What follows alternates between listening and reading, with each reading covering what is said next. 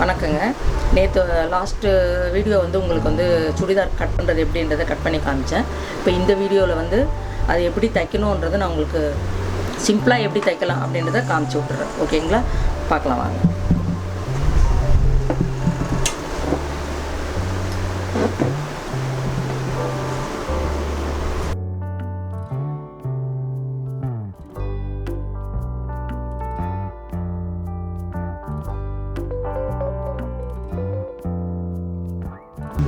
நெக்குக்காக இங்கே வந்து நம்ம ஓப்பன் மட்டும் பண்ணாமல் சும்மா கட்டிங் மட்டும் பண்ணி வச்சுருக்கோம். அது ஏன் அப்படின்றதுக்குன்னா நம்ம அதிலே கட் பண்ணி தைச்சிங்கன்னா உங்களுக்கு வந்து ஷேப்லாம் மாற ஆரம்பிச்சிடும்.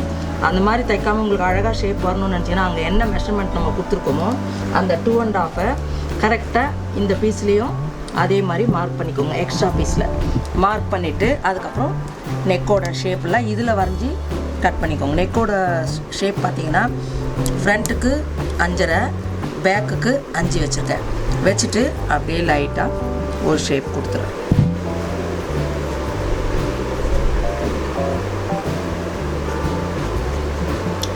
இது பேக்கு, இது ஃப்ரண்ட்டு. அப்போ தான் உங்களுக்கு அழகாக வரும். இதில் கட் பண்ணிவிட்டு அதில் தைச்சிங்கன்னா உங்களுக்கு ரொம்பவே அழகாக இருக்குங்க. ஃபஸ்ட்டு சின்னது எதுவாக இருக்கோ அதை கட் பண்ணிக்கோங்க.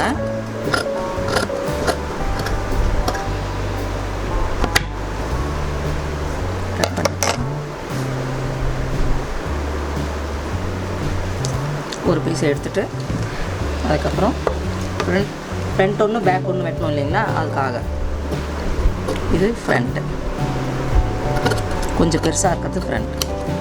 வெட்டி எடுத்துகிட்டு இதிலே கூட நீங்கள் இதே வச்சு கூட நீங்கள் அப்படியே தைச்சிடலாம். இல்லை உள்ள தெரியுமோ அப்படின்னு தெரிகிற மாதிரி இருந்துச்சுன்னா உங்களுக்கு இந்த பீஸ் இருக்குல்ல, எக்ஸ்ட்ரா பீஸ் இருந்துச்சுன்னா அதை இதில் வச்சு ஜாயின் பண்ணி கூட நீங்கள் தைக்கலாம். அதுக்காக இதை ஃபஸ்ட்டு என்ன பண்ணுங்கள், ஃபோல்ட் பண்ணி தைச்சிருங்க.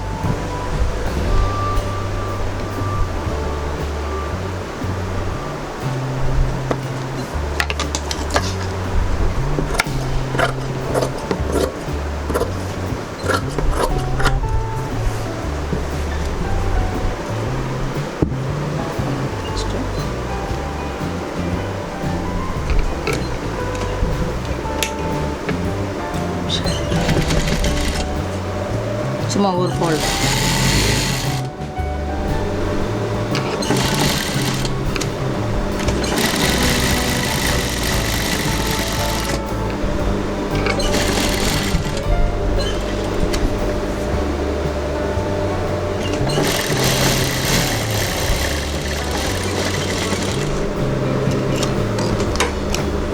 இது மாதிரி தச்சு எடுத்துகிட்டு இப்போ என்ன பண்ணுறீங்க, இதுலேருந்து ஒரு பீஸ் எடுக்கிறீங்க.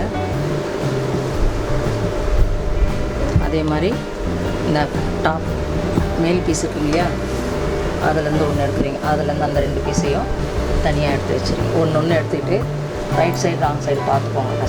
ஃபஸ்ட்டு என்ன பண்ணணும், இந்த லைனிங் பீஸில் கீழே பாட்டம் இருக்கு பாருங்க, அந்த பாட்டமை ஃபஸ்ட்டு மடக்கி தைச்சிடுங்க ஒரு 1/4 இன்ச்சஸ்க்கு.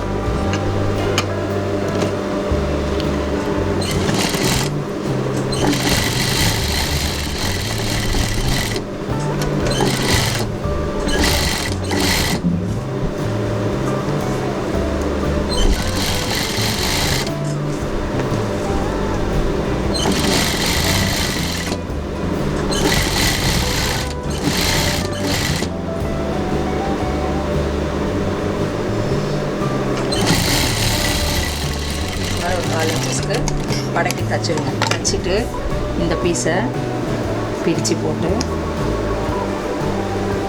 நல்ல பக்கம் கீழே வர மாதிரி இப்படி போட்டுக்கோங்க. போட்டுட்டு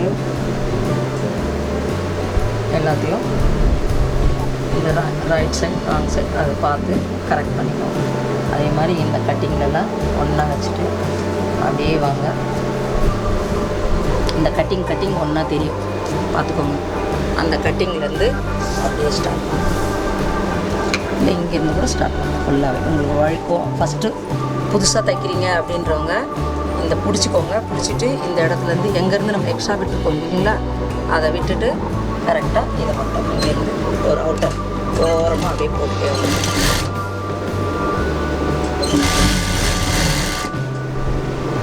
కొంచెం దూరానికి ఎత్తేసి కూడా అక్కడ కట్ చేసి తిప్పి అది కట్ చేసేప్పుడు ఎత్తుకుంటున్నాం లేదా ఫుల్గా చూపించాల్సిన అవసరం.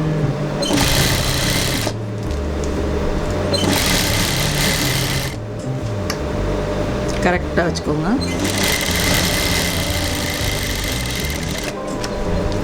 ஃபுல்லாக அப்படியே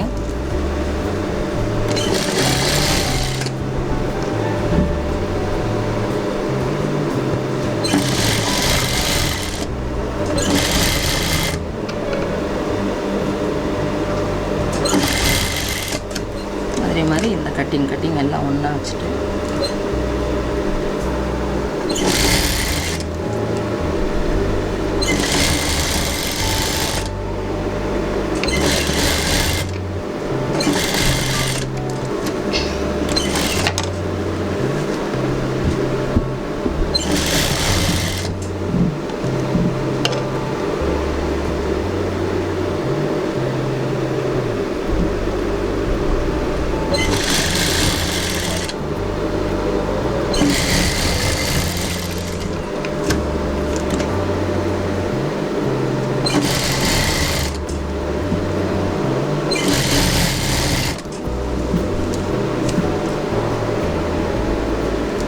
கரெக்டாக அந்த கட்டிங் வந்துட்டு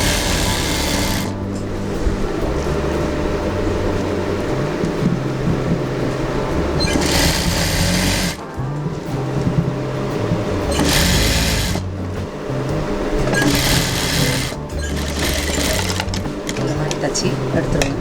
எடுத்துட்டு அதுக்கப்புறம் என்ன பண்ணுங்கள், கரெக்டாக நல்ல பக்கம் திருப்பிக்கோங்க. திருப்பிட்டு கட்டிங் தெரிகிற மாதிரி நல்லா கட் பண்ணிக்கோங்க. நல்லா 2 பக்கம் தெரியுது. அந்த இடத்துல கரெக்டாக இந்த எக்ஸ்ட்ரா பீஸ் வச்சிங்க இல்லையா, அதே மாதிரி நல்ல பக்கம் இது பார்த்துட்டு நல்ல பக்கம் கரெக்டாக இந்த 2 கட்டிங்கில் கரெக்டாக வைங்க. அப்போ உங்களுக்கு ஷேப் மாறாமல் ரொம்ப அழகாக வரும்.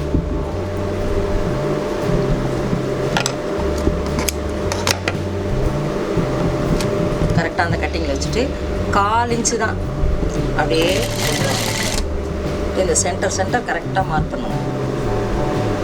கரெக்டாக வருது பார்த்தீங்களா, வச்சுட்டு ஒரு 4 இன்ச்சு கரெக்டாக பொறுமையாக திருப்புங்க. திருப்பும்போது இழுக்காதீங்க, இழுத்திங்கன்னா உங்களுக்கு கழுத்தோட ஷேப் மாறிடும். அதனால் பார்த்து கரெக்டாக 4 இன்ச்சு தச்சுட்டு இப்போ வெட்டினீங்கன்னா உங்களுக்கு அந்த நெக்கோட ஷேப் மாறவே மாறாது. அப்போ என்ன பண்ணணும், கரெக்டாக ஒரு 4 இன்ச்சு விட்டுட்டு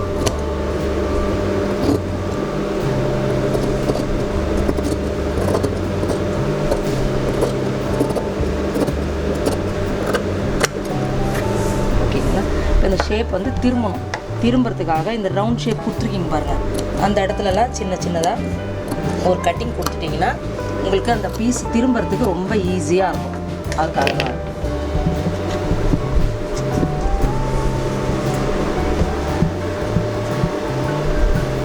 இப்போ நல்ல பக்கத்தில் ஒரு ஓரமாக ஒரு தையல், அந்த உள் துணி தெரியாத அழகாக இந்த மேல் துணியில் கரெக்டாக வச்சுட்டு இதுக்கப்புறம் இந்த நீங்கள் பெரிய அந்த பார்டர் வச்சுருக்கோம் இல்லைங்களா, அந்த பார்டர் வைக்கணும்னு நினச்சா கூட இதில் வைக்கலாம். இல்லை சிம்பிளாக இருக்கே அப்படின்னு நினச்சிங்கன்னா அந்த பார்டர் வச்சிங்கன்னா இன்னும் அழகாக தான் இருக்கும்.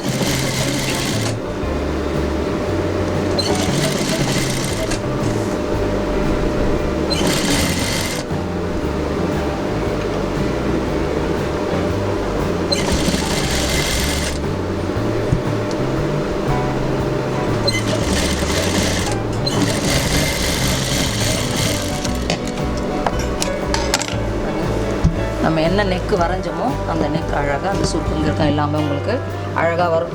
இல்லை அப்படின்னா முதலே நம்ம எல்லாத்தையும் ஒன்றா வெட்டி நீங்கள் தைக்கும்போது உங்களுக்கு அந்த நெக் ஷேப் வந்து அழகாக வராது. அதுக்காக இப்போ வைக்கிறதுன்னா பார்டரை நீங்கள் அது பெரிய பார்டராக இருக்குது வைக்கிறதுனா அந்த பார்டர் வைக்கலாம். நெக்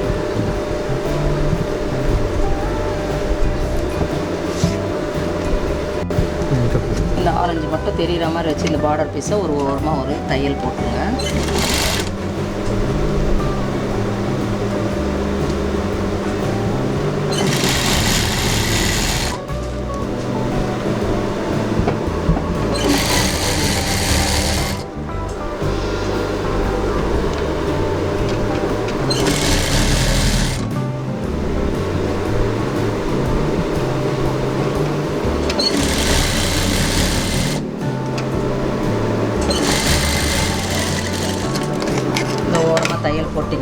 உங்களுக்கு அது அழகாக வரும்.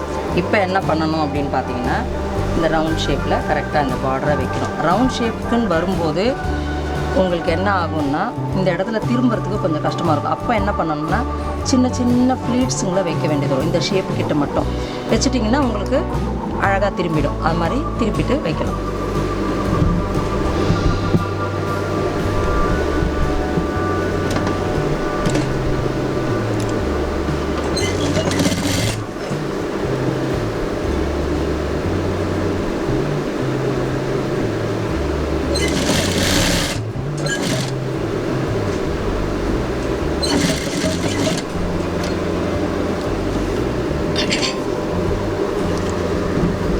சின்னதாக வைங்க, ரொம்ப பெருசாக வைக்க வேண்டாம். சின்ன சின்னதாக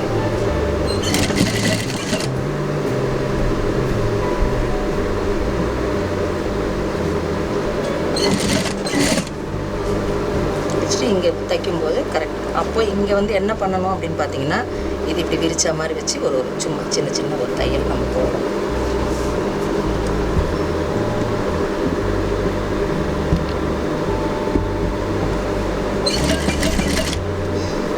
இல்லை எனக்கு புதுசு இந்த மாதிரி ஃபஸ்ட்டில் எப்படி தைக்கிறது அப்படின்னு நினச்சிங்கன்னா, ஃபஸ்ட்டு தைக்கிறவங்க எப்போவுமே ரவுண்ட் நெக் தைக்காதீங்க.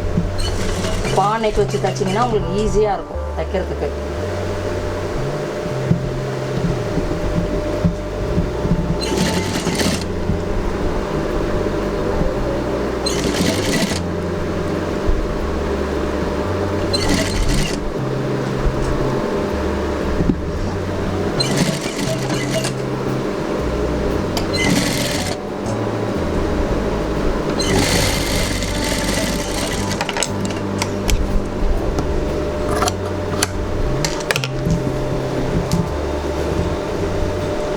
இல்லைங்களா?